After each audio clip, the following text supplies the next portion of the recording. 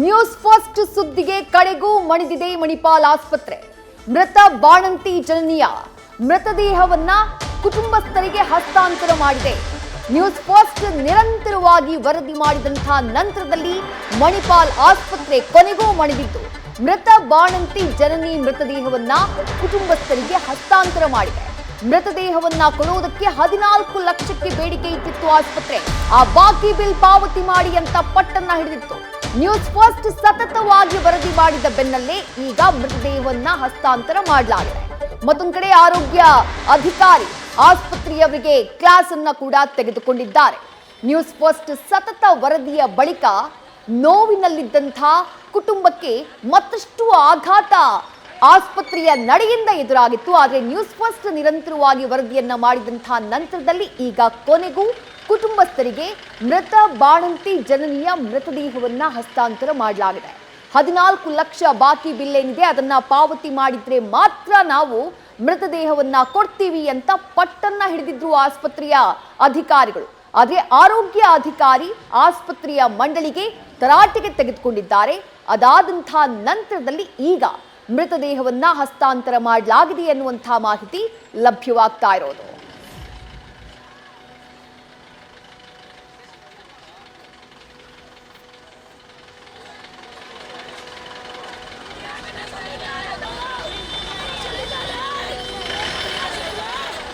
ಗರ್ಭಿಣಿಯಾಗಿದ್ದಂತಹ ಜನನಿಗೆ June 5ನೇ ತಾರೀಕು ಮೊನ್ನೆ ಮೇ 5ನೇ ತಾರೀಕು ಜೂನ್ 5ನೇ ತಾರೀಕು ಡೆಲಿವರಿ ಡೇಟ್ ಇತ್ತು.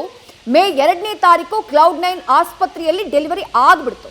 2 ತಿಂಗಳ ಮೊದಲೇ ಅಂದ್ರೆ ಜುಲೈ 5ಕ್ಕೆ ಡೇಟ್ ಇದ್ದಿದ್ದು ಮೇ 2ನೇ ತಾರೀಕು ಅಂದ್ರೆ ಆಲ್ಮೋಸ್ಟ್ 2 ತಿಂಗಳ ಮೊದಲೇ ವೈದ್ಯರು ಡೆಲಿವರಿಯನ್ನ ಮಾಡಿದ್ರು. ಇಂಟರ್ನಲ್ ಬ್ಲೀಡಿಂಗ್ ಆಗಿ ತಾಯಿಯ ಸ್ಥಿತಿ ಚಿಂತಾಜನಕವಾಗಿತ್ತು. ಈ ಬಗ್ಗೆ ಜನನಿಯ ಪತಿಗೆ ಯಾವುದೇ ಮಾಹಿತಿಯನ್ನ ಆಸ್ಪತ್ರೆಯವರು ನೀಡಿರಲಿಲ್ಲ ಅನ್ನುವಂಥದ್ದು ಕುಟುಂಬಸ್ಥರು ಮಾಡ್ತಾ ಇರುವಂತಹ ಆರೋಪ. ಹೆಚ್ಚಿನ ಚಿಕಿತ್ಸೆಗೆ ಮಣಿಪಾಲ್ಗೆ ಶಿಫ್ಟ್ ಮಾಡಿರುವಂತಹ ಆರೋಪವನ್ನು ಮಾಡ್ತಿದ್ದಾರೆ ಕುಟುಂಬಸ್ಥರು. ಮಣಿಪಾಲ್ನಲ್ಲಿ 20 ದಿನ ಹೋರಾಡಿ ಕೊನೆಯುಸಿರನ್ನ ಎಳೆದ್ರು ಜನನಿ. ಆದ್ರೆ ಮೃತದೇಹವನ್ನ ಕೊಡೋಕೆ ಮಣಿಪಾಲ್ ಆಸ್ಪತ್ರೆಯ ಸಿಬ್ಬಂದಿ ಹಿಂದೇಟನ್ನ ಹಾಕಿಬಿಟ್ರು. 10 ಲಕ್ಷ ಕೊಟ್ಟು ಮೃತದೇಹ ತಗೊಂಡು ಹೋಗಿ ಅಂತ ಹೇಳಿದ್ರಂತೆ. ಈ ಆಸ್ಪತ್ರೆಗೆ ನಾವು ಶಿಫ್ಟ್ ಮಾಡಿಲ್ಲ, ನಾವ್ ಯಾಕೆ ದುಡ್ಡು ಕೊಡಬೇಕು ಅಂತ ಕುಟುಂಬಸ್ಥರು ಹೇಳಿದ್ರು ಕೂಡ ಮೃತದೇಹವನ್ನ ಕೊಡೋಕೆ ಆಸ್ಪತ್ರೆಯ ಸಿಬ್ಬಂದಿ ಒಪ್ಪಿರಲಿಲ್ಲ. ಆದ್ರೆ ಈಗ ನ್ಯೂಸ್ ಫಸ್ಟ್ನ ನಿರಂತರ ವರದಿಯ ಬಳಿಕ ಆರೋಗ್ಯ ಅಧಿಕಾರಿಗಳು ತರಾಟೆಗೆ ತೆಗೆದುಕೊಂಡಂತಹ ನಂತರದಲ್ಲಿ ಕೊನೆಗೂ ಮೃತದೇಹವನ್ನ ಕುಟುಂಬಸ್ಥರಿಗೆ ಹಸ್ತಾಂತರ ಮಾಡಲಾಗಿದೆ.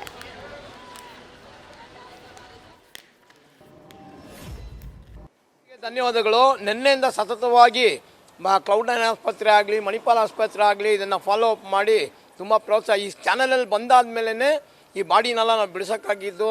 ಆಮೇಲೆ ಬಂದ್ಬಿಟ್ಟು ಇಲ್ಲಿ ಜನ ತುಂಬ ಸೇರಿದ್ರು, ಅವ್ರಿಗೆಲ್ಲ ಸಮಾಧಾನ ಮಾಡಿ ನಾವು ಕಳಿಸ್ಕೊಟ್ವಿ. ಅದನ್ನೆಲ್ಲ ನಿಮ್ಮ ಚಾನಲಲ್ಲಿ ತೋರಿಸಿದಿಂದನೇ ನಮಗೆ ಉಪಯೋಗ ಆಗಿದ್ದು.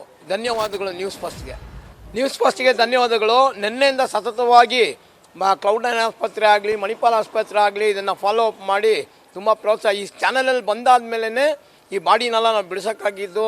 ಆಮೇಲೆ ಬಂದ್ಬಿಟ್ಟು ಇಲ್ಲಿ ಜನ ತುಂಬ ಸೇರಿದ್ರು, ಅವ್ರಿಗೆಲ್ಲ ಸಮಾಧಾನ ಮಾಡಿ ನಾವು ಕಳಿಸ್ಕೊಟ್ವಿ. ಅದನ್ನೆಲ್ಲ ನಿಮ್ಮ ಚಾನಲಲ್ಲಿ ತೋರಿಸಿದಿಂದನೇ ನಮಗೆ ಉಪಯೋಗ ಆಗಿದ್ದು. ಧನ್ಯವಾದಗಳು ನ್ಯೂಸ್ ಫಸ್ಟ್ಗೆ.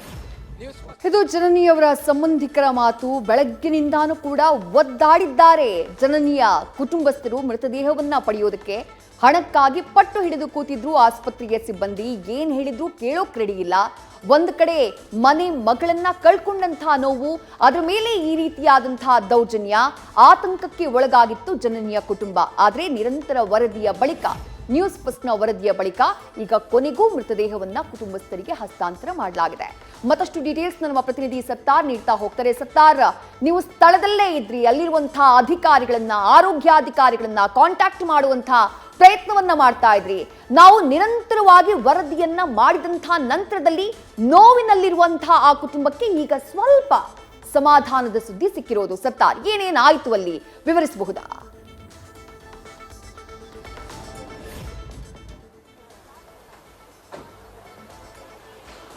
ವಿದ್ಯಾ, ಖಂಡಿತವಾಗಿಯೂ. ಯಾಕಂದರೆ ನ್ಯೂಸ್ ಫಸ್ಟ್ ಈ ಒಂದು ಪ್ರಕರಣದಲ್ಲಿ ನಿನ್ನೆಯಿಂದಲೂ ಕೂಡ ಆ ಒಂದು ಮೃತಪಟ್ಟ ಕುಟುಂಬಸ್ಥರ ಜೊತೆ ನಿಂತಿತ್ತು. ಅಂದರೆ ಅವರಿಗೆ ಮೃತದೇಹವನ್ನು ಹಸ್ತಾಂತರ ಮಾಡುವ ನಿಟ್ಟಿನಲ್ಲಿ ಏನೆಲ್ಲ ಆಗಬೇಕಾಗಿತ್ತು ಅದೆಲ್ಲ ಕೆಲಸವನ್ನು ಮಾಡಿತ್ತು. ಮುಖ್ಯವಾಗಿ ಈ ಒಂದು ಆಸ್ಪತ್ರೆಯಿಂದ ಶಿಫ್ಟ್ ಆದ ನಂತರ, ಅಂದರೆ Cloud9 ಆಸ್ಪತ್ರೆಯಿಂದ ರಾತ್ರೋರಾತ್ರಿ ಈ ಒಂದು ಆಸ್ಪತ್ರೆಗೆ ಶಿಫ್ಟ್ ಆಗಿರೋ ವಿಚಾರವನ್ನು ಕೂಡ ಅಲ್ಲಿಯ ಸಿಬ್ಬಂದಿಯನ್ನು ಪ್ರಶ್ನೆ ಕೂಡ ಮಾಡಿತ್ತು. ಯಾಕೆ ಶಿಫ್ಟ್ ಮಾಡಿದ್ರಿ, ಯಾವುದೇ ಏನು ಅವರ ಗರ್ಭಿಣಿಯವರ ಪತಿಯ ಗಮನಕ್ಕೆ ತರದೆ ಯಾಕೆ ಶಿಫ್ಟ್ ಮಾಡಿ ಅನ್ನೋ ಪ್ರಶ್ನೆಯನ್ನು ಕೂಡ ಮಾಡಿತ್ತು. ಆ ಸಂದರ್ಭದಲ್ಲಿ ನ್ಯೂಸ್ ಫಸ್ಟ್ಗೆ ಅವರು ಪ್ರತಿಕ್ರಿಯೆಯನ್ನು ಕೂಡ ಹಿಂದೇಟ್ ಹಾಕಿರುವಂಥದ್ದು. ಅದಾದ ನಂತರ ಯಾವಾಗ ನಿನ್ನೆ ಬೆಳಿಗ್ಗೆ ಡೆತ್ ಆಗಿದ್ರು ಕೂಡ ಕುಟುಂಬಸ್ಥರಿಗೆ ಮೃತದೇಹವು ಹಸ್ತಾಂತರ ಆಗಿಲ್ಲ, ಹಣಕ್ಕೆ ಬೇಡಿಕೆ ಇಟ್ಟಿರುವ ಒಂದು ಆರೋಪವನ್ನು ಖುದ್ದು ಕುಟುಂಬಸ್ಥರೇ ಮಾಡಿದ್ರು. ಬಟ್ ಯಾವಾಗ ನ್ಯೂಸ್ ಫಸ್ಟ್ ಈ ಒಂದು ವಿಚಾರವಾಗಿ ಖುದ್ದು ಆಡಳಿತ ಮಂಡಳಿಯನ್ನು ಕೂಡ ಪ್ರಶ್ನೆ ಮಾಡಿತ್ತು, ಅದರ ಜೊತೆಗೆ ಆರೋಗ್ಯಾಧಿಕಾರಿಯನ್ನು ಕೂಡ ಅವರ ಗಮನಕ್ಕೆ ತರುವಂತಹ ಒಂದು ಕೆಲಸವನ್ನು ಮಾಡಿತ್ತು. ಬೆಳಿಗ್ಗೆ 9 ಗಂಟೆಗೆ ನ್ಯೂಸ್ ಫಸ್ಟ್ ನಲ್ಲಿ ಈ ಒಂದು ಸುದ್ದಿಯನ್ನು ಪ್ರಸಾರ ಆದ ನಂತರ ಆರೋಗ್ಯಾಧಿಕಾರಿ ಖುದ್ದು ಆಡಳಿತ ಮಂಡಳಿಗೆ ಒಂದು ಕ್ಲಾಸ್ ಅನ್ನು ತಗೋತಾರೆ. ಯಾವುದೇ ಕಾರಣಕ್ಕೂ ಕೂಡ ನೀವು ಹಣದ ಕಾರಣಕ್ಕೆ ಮೃತದೇಹವನ್ನು ಹಸ್ತಾಂತರ ಮಾಡದ ಇರಂಗಿಲ್ಲ. ಆ ಒಂದು ಮೊದಲು ಏನು ಮೃತದೇಹವನ್ನು ಹಸ್ತಾಂತರ ಮಾಡಿ ಆ ನಂತರ ನಿಮ್ಮ ಹಣದ ವ್ಯವಹಾರ ಮಾಡ್ಕೊಳ್ಳಿ ಅನ್ನೋ ರೀತಿಯಲ್ಲಿ ಸ್ಟ್ರಿಕ್ಟ್ ಆಗಿ ಒಂದು ಆರ್ಡರ್ ಅನ್ನು ಮಾಡ್ತಾರೆ. ಅದು ಯಾವಾಗ ನ್ಯೂಸ್ ಫಸ್ಟ್ ವರದಿಯ ನಂತರ.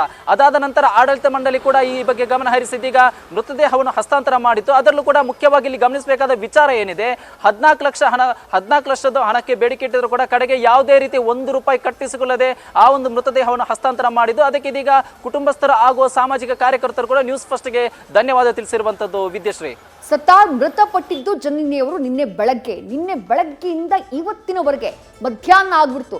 ಇಲ್ಲಿಯವರೆಗೂ ಹಣಕ್ಕಾಗಿ ಮೃತದೇಹವನ್ನ ತಮ್ಮ ಬಳಿಯೇ ಇಟ್ಕೊಂಡಿದ್ರು ಅಂದ್ರೆ ಎಂಥ ಅಮಾನವೀಯ ಕೃತ್ಯ ಅಲ್ವಾ ಇದು ಅಂತ ಹೇಳಿ ವೈದ್ಯಕೀಯ ಸಿಬ್ಬಂದಿಯಿಂದ ಅಥವಾ ಆಸ್ಪತ್ರೆಗಳಿಂದ ಇಂಥದ್ದನ್ನ ನಾವು ನಿರೀಕ್ಷೆ ಮಾಡಬಹುದಾ ಅಂತ ಹೇಳಿ ಸತ್ತಾರ್.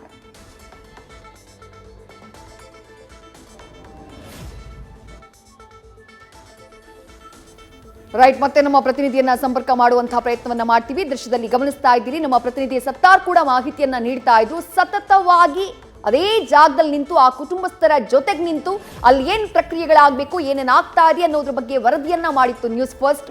ಆ ಕುಟುಂಬಸ್ಥರಿಗೆ ಆರೋಗ್ಯಾಧಿಕಾರಿಗಳನ್ನ ಕಾಂಟ್ಯಾಕ್ಟ್ ಮಾಡೋದಕ್ಕೆ ನೆರವನ್ನ ಕೂಡ ಕೊಟ್ಟಿತ್ತು. ಇದೆಲ್ಲ ಆದಂತಹ ನಂತರದಲ್ಲಿ ಈಗ 14 ಲಕ್ಷಕ್ಕೆ ಬೇಡಿಕೆ ಇಟ್ಟಿದ್ದಂತಹ ಆಸ್ಪತ್ರೆ ಮೃತದೇಹವನ್ನ ಕೊಡೋದಕ್ಕೆ ಈಗ ₹1 ಕೂಡ ಕಟ್ಟಿಸಿಕೊಳ್ಳದೆ ಕುಟುಂಬಸ್ಥರಿಗೆ ಮೃತದೇಹವನ್ನ ಹಸ್ತಾಂತರ ಮಾಡಿದೆ.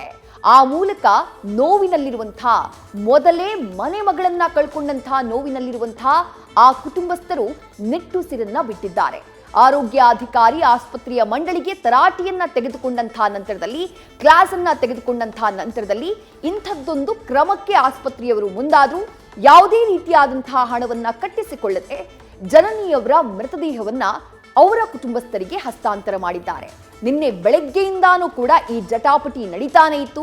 ಹಣ ಕಟ್ಟಬೇಕು ಅಂತ ಹೇಳಿ ಆಸ್ಪತ್ರೆ ಸಿಬ್ಬಂದಿ, ಇಲ್ಲ ಅಂತಂದ್ರೆ ಮೃತದೇಹವನ್ನ ಕೊಡೋದಿಲ್ಲ ಅಂತ ಪಟ್ಟು ಹಿಡಿದು ಕೂತಿದ್ರು. ಇತ್ತ ಕುಟುಂಬಸ್ಥರು ನಮ್ಮ ಗಮನಕ್ಕೆ ತರದೆ ನೀವು ಆಸ್ಪತ್ರೆಯಿಂದ ಆಸ್ಪತ್ರೆಗೆ ಶಿಫ್ಟ್ ಮಾಡಿದ್ದೀರಿ, ನಾವ್ ಯಾಕೆ ಹಣ ಕಟ್ಟಬೇಕು, ಜೀವವನ್ನು ನೀವು ಉಳಿಸ್ಲಿಲ್ಲ ಅಂತ ಹೇಳಿ ಕಣ್ಣೀರಿಡ್ತಾ, ಅಂಗಾಲಾಚ್ತಾ, ಆಕ್ರಂದಿಸ್ತಾ ಇದ್ರು ಆಸ್ಪತ್ರೆಯ ಆವರಣದಲ್ಲಿ. ಆದ್ರೆ ಈಗ ನ್ಯೂಸ್ ಫಸ್ಟ್ನ ವರದಿ, ಆರೋಗ್ಯಾಧಿಕಾರಿಯ ಎಂಟ್ರಿ, ಆಡಳಿತ ಮಂಡಳಿಯ ಜೊತೆಗಿನ ಮಾತುಕತೆ ಎಲ್ಲವೂ ಕೂಡ ಫಲಪ್ರದವಾಗಿದ್ದು ಕೊನೆಗೂ ಜನನಿಯವರ ಮೃತದೇಹವನ್ನ ಅವರ ಕುಟುಂಬಸ್ಥರಿಗೆ ಹಸ್ತಾಂತರ ಮಾಡಲಾಗಿದೆ.